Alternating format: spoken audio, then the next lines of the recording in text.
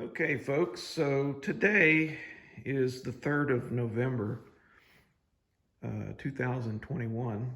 I'm out here in the garage this evening working on my 1995 Toyota Corolla DX that I resurrected over the past month. This car was parked for almost 14 years because it had a bad clutch in it. I have done a great deal of work to this car to get it to this point.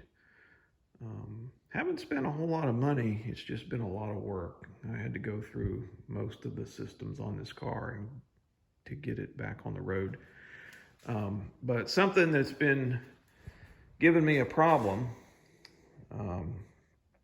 ever since I first test drove it is the ignition system. The car had a aftermarket ignition coil on it when I got it.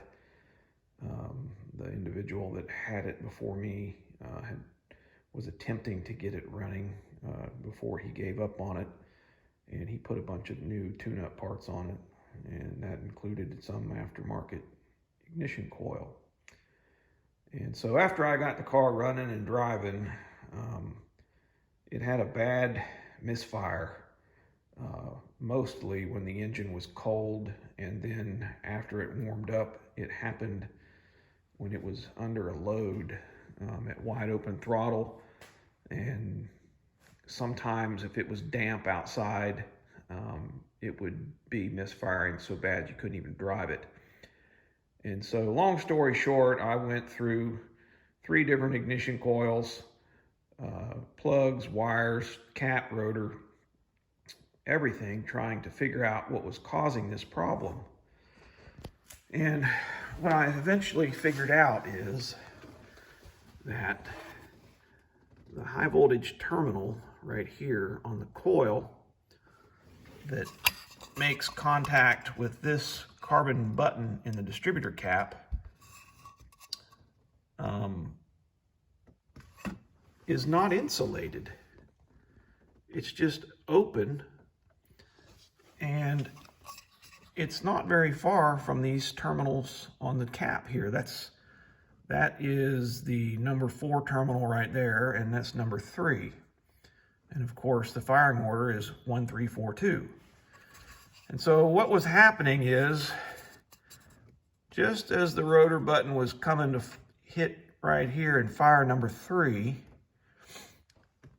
when the throttle was wide open and the engine was under a load, right around 3,000 to 3,200 RPM, I would get a very harsh misfire, because that's when the cylinder pressure is the highest at that point. And so the resistance in the plug gap is higher. And what was happening is, instead of jumping the spark from the rotor button to this terminal, electricity, of course, everybody knows, will always take the path of least resistance. And the spark was jumping directly from the high voltage terminal of the coil right over here to the number 4 cylinder.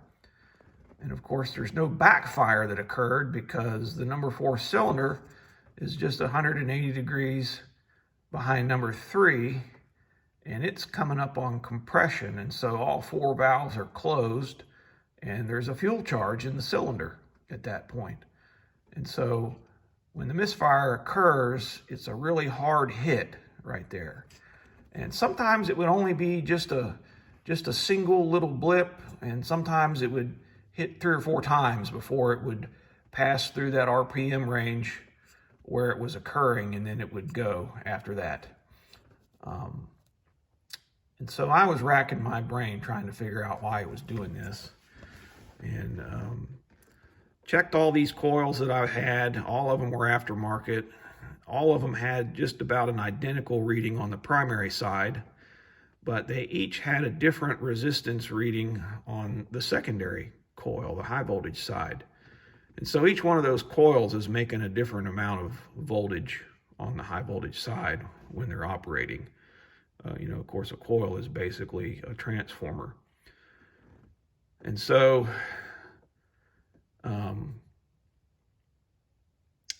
I still did not know what the original Denso coils looked like or how they measure out. And so I started searching to see what I could find out about the Denso coils, and eventually I stumbled on a video on YouTube where the top of a Denso coil was briefly pictured. And those coils have a silicon rubber isolator or insulator around the top of the coil here that encompasses this terminal and then seals to the bottom side of the distributor cap whenever it's installed. And it prevents that spark tracking from occurring. And so as soon as I saw that, I manufactured an isolator out of some dense foam rubber and put it on there and went for a test drive, and lo and behold, the problem was virtually solved. This is what it looked like, the first one that I made. It's porous foam rubber, and I actually was able to force the car to misfire, but I really had to work at it. And it was only doing it because this is foam rubber and it's porous, and so the spark it's really not an ideal insulator. And so today at work, I got my hands on some silicon rubber matting that is used for high voltage stuff, among other things. This stuff's about 3/8 of an inch thick, and it's very pliable and soft. And so I've made me another isolator here out of it that I'm going to install on there. Actually, I've already had it on there and been for a test drive, and I could not make it misfire. This works very well.